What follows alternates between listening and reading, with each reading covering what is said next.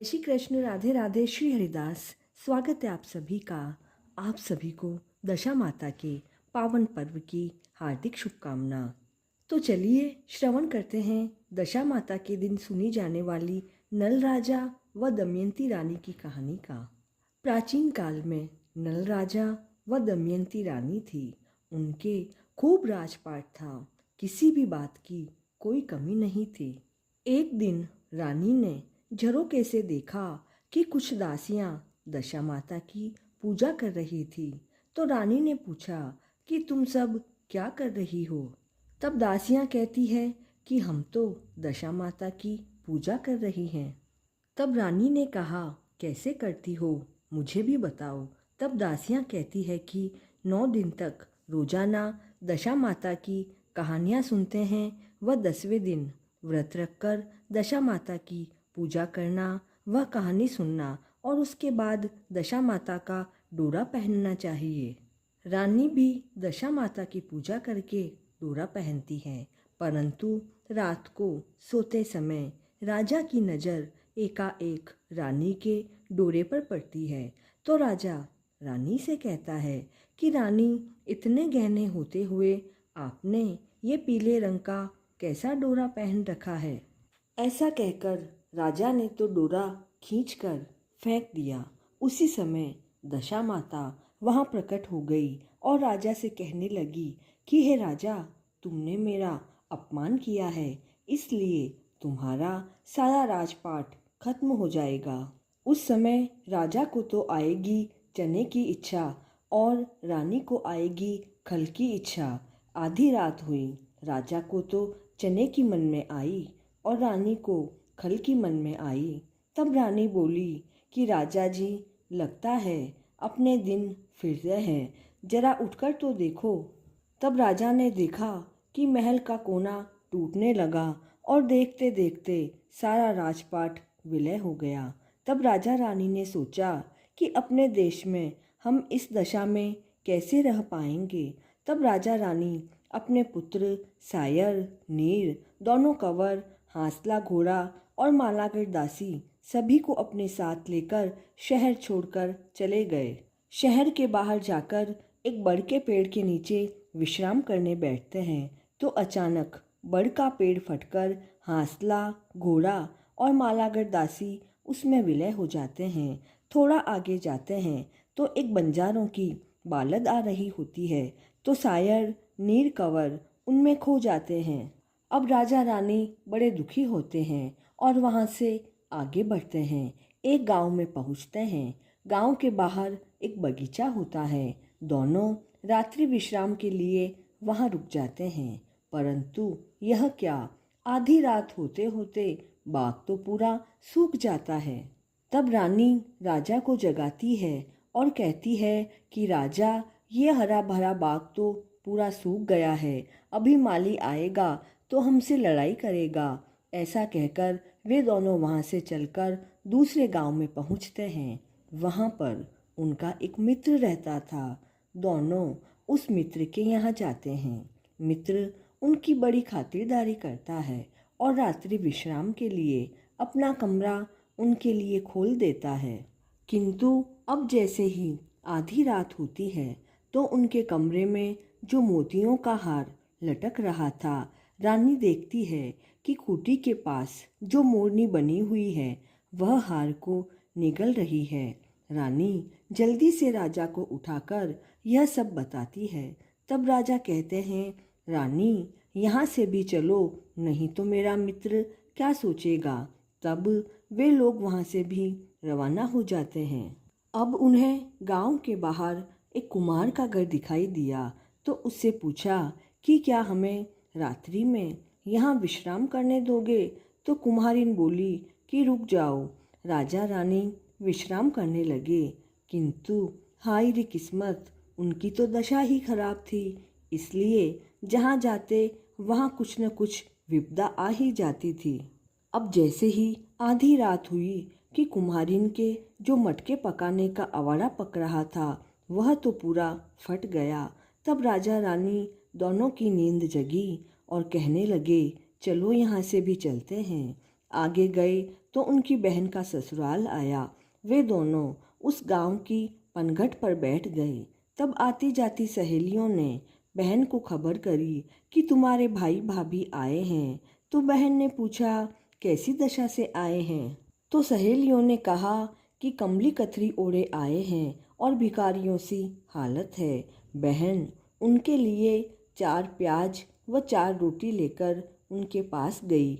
वहाँ जाकर बहन ने थाल रानी को दिया तो रानी तो देखते ही बहुत नाराज हुई और रोटी व प्याज को पनघट की पाल पर एक पत्थर के नीचे दबाकर आगे रवाना हो गए। अब वे दोनों एक बड़े नगर में पहुँचे और वे दोनों वहाँ नौकरी करने लगे। रानी तो साहूकार के यहाँ गहने धोने का काम करती थी और राजा लकड़ी काट कर लाता। एक दिन रानी तो मछलियाँ भूनने लगी और राजा बाहर कहीं भोजन करने जाता है। जैसे ही थाल लेता है तभी बाज आकर झपट्टा मारता है तो एक दाना चावल का राजा की डाढ़ी पर लग जाता है और पूरी पत्तल गिर जाती है। इधर रानी जैसे जैसे मछलियाँ भूनती है, मछलियाँ उछल उछल कर वापस नदी में गिर जाती है। राजा जब घर आते हैं तो सोचते हैं कि रानी ने तो सारी मछलियाँ खा ली और इधर रानी सोचती है कि राजा तो बाहर भोजन करके आ गए हैं। ऐसा सोचकर दोनों ही भूखे सो जाते हैं। सवेरे दोनों अपने काम पर जाते हैं। रानी साहूकार के यहाँ गहने धोकर पट्टे पर रखती है तो वह पट्टा उन्हें निकल जाता है। तो साहूकार रानी पर चोरी का आरोप लगाकर उसे वहाँ से निकाल देता है। रानी दुखी होकर घर जा रही होती है तो रास्ते में उसे कुछ औरतें मिलती है। वे दशा माता की पूजा कर रही होती है तो रानी उनसे पूछती है कि तुम क्या कर रही हो? तो वे कहती हैं, हम तो दशा माता की पूजा कर रही हैं। तब रानी को याद आता है कि दशा माता के कारण ही उनकी ऐसी दशा हुई है। मुझे वापस दशा माता की पूजा करनी चाहिए। वह घर जाकर राजा को सारी बात बताती है और कहती है कि कल जो लकड़ी बेचने से पैसे मिले उससे दशा माता की पूजा का सामान व प्रसाद लेकर आना। रानी दशा माता की पूजा व व्रत करती है। दशा माता का डोरा पहनती है। उनकी दशा फिरने लगती है। इधर नगर में ढिंढोरा पीटता है कि राजा की कन्या का स्वयंवर है। हथनी जिसके गले में माला डालेगी वही उसका पति होगा। तब नल राजा जो भील के वेश में थे वह भी वहाँ जाकर बैठ जाते हैं। तब राजा की आज्ञा से हथनी को बुलाकर उसे माला डालने को कहते हैं। तब हथनी जाकर भील के गले में माला डाल देती है। तब राजा कहते हैं कि हथनी तो चूक गई, इसलिए भील के गले में माला डाल दी और कहा कि वापस माला डलवाओ, उस भील को यहाँ से हटा दो। अब फिर से माला डलवाई गई किंतु हथनी घूमती फिरती उसी भील के पास जाकर खड़ी हो गई और उसके गले में माला डाल दी। अब यह देखकर राजा को बड़ा गुस्सा आया कि लगता है आज तो हथनी पागल हो गई है। हाथी को श्रृंगारा जाए व उस भील को नगर के बाहर निकाल दिया जाए। तब ऐसा ही किया गया। हाथी का श्रृंगार किया और उसे माला दी गई किंतु हाथी भी घूमता फिरता उसी भील के पास पहुंच गया और उसके गले में माला डाल दी। तब राजा कहता है कि ऐसा लगता है राजकुमारी किस्मत ऐसी ही है। फिर भील के साथ राजकुमारी की शादी करवा दी गई। परंतु जब विदा करने लगे तो राजकुमारी की आंखें बहुत दुखने लगी। तब सभी ने कहा कि इनके देवताओं के क्या चढ़ता है, पता लगाओ। दासियां भील के घर जाकर उसकी पत्नी से पूछती है कि भाई तुम्हारे देवी देवताओं के क्या चढ़ता है। तब रानी कहती है कि हमारे देवी देवताओं के हिंगलू मछलू के कपड़े और बिना बिंदे मोती मानक आदि चढ़ते हैं। तब दासियां उपहास करती हुई कहती है कि देखो तो सही, राजकुमारी की शादी क्या करवाई भील के साथ। भीलनी का तो दिमाग चढ़ गया है कि हिंगलू मछलू के कपड़े व हीरे मोती मांग रही है। फिर दासियां कहती है कि तुम्हें पता है यह तो नल राजा और दमयंती रानी के देवताओं के चढ़ता है। तब रानी कहती है कि भील कहो तो भी हम और नल राजा दमयंती रानी कहो तो भी हम। तब सभी कहते हैं कि बाई की किस्मत तो खुल गई है और यह तो नल राजा है। तब राजकुमारी के पिता बड़े खुश होते हैं। दमयंती रानी को वहां बुलाकर राजा को सजाकर राजकुमारी को विदा करते हैं और साथ में खूब धन दौलत भी देते हैं। जब वे जाने लगते हैं तो रानी कहती है कि राजा थोड़ी देर रुको, साहूकार के यहाँ जाकर आती हूँ। रानी साहूकार को कहती है कि आप मुझे आपके सोने के गहने धोने के लिए दे दो। तब साहूकार कहता है कि पहले मन नहीं भरा तो और चोरी करने आई हो। तब वह कहती है कि मैंने तो चोरी नहीं की, आप चाहे सो कहें, परंतु मुझे कुछ धोने के लिए तो आपको देना ही पड़ेगा। तब साहूकार उसे गहने देता है।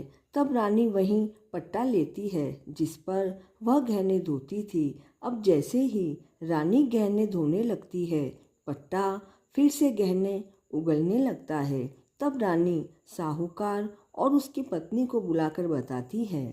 तब साहूकार रानी से क्षमा मांगता है। फिर राजा रानी आगे बढ़ते हैं और अपनी बहन के घर पहुंचते हैं और पनघट पर जाकर विश्राम करते हैं।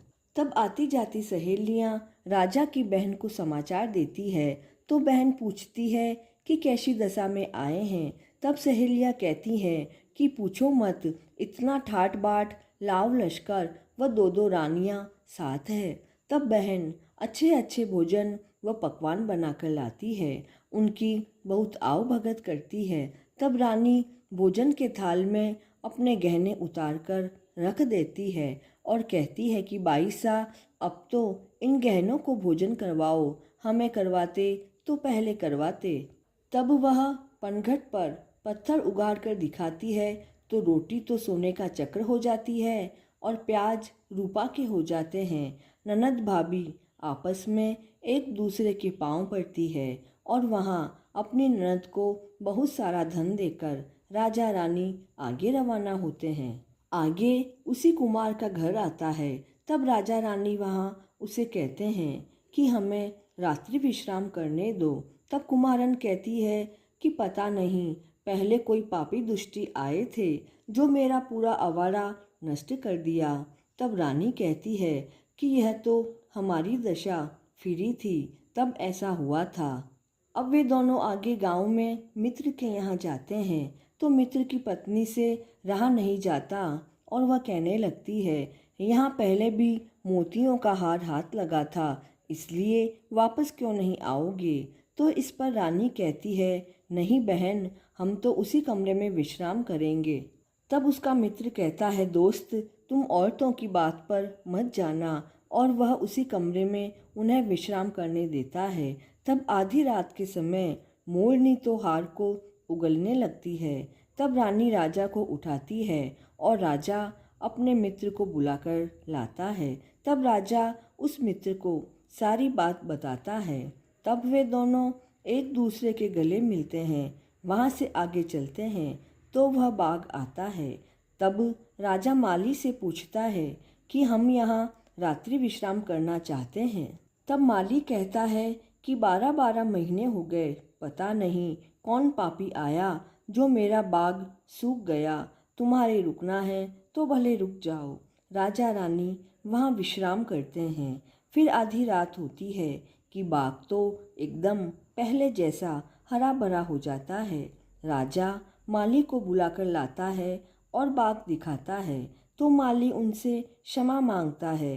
अब वे थोड़ा आगे जाते हैं तो वहाँ कुछ बच्चे खेल रहे होते हैं। तो रानी मन में आस करती है कि हमारे भी दिन फिरे थे, तब कंवर यहीं कहीं खो गए थे, अब तो वे भी बड़े हो गए होंगे।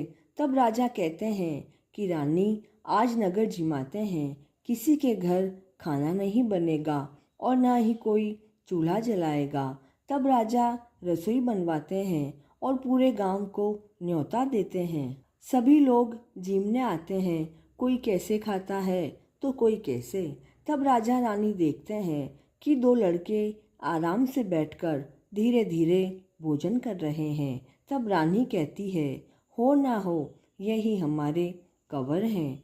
तभी बंजारे आ जाते हैं और कहते हैं, वाह राजा, क्या भोजन करवाकर हमारे बच्चों को ले जाना चाहते हो। तब रानी कहती है कि यह तो हमारे कंवर हैं, और बंजारिन कहती है कि यह तो मेरे बच्चे हैं। दोनों झगड़ने लगती हैं। तब सभी लोग कहते हैं कि इसका न्याय कैसे हो। तो राजा ने कहा कि सूरज भगवान ही इसका न्याय करेंगे।